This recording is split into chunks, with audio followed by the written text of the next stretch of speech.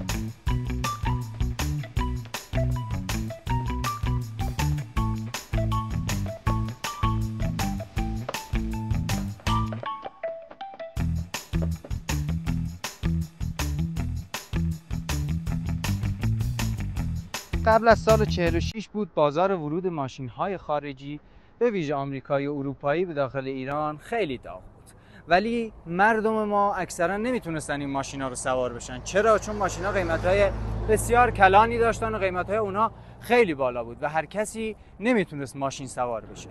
این بود که برادران خیامی، بنیانگذاران ایران ناسیونال، به این فکر افتادن که یک ماشینی رو وارد کنن یا تولید کنن که همه مردم بتونن سوار اون بشن و از سواری اون لذت ببرن. کشورهای مختلفی رفتن، دورهای مختلفی زدن تا اینکه تونستن با شرکت انگلیسی که هیلمن رو داشت درست میکرد قرارداد ببندن. هیلمن ما وقتی که وارد ایران شد اسم اون شد پیکان. پیکان اومد داخل ایران رو همه ما خیلی خاطره ها با اون داریم.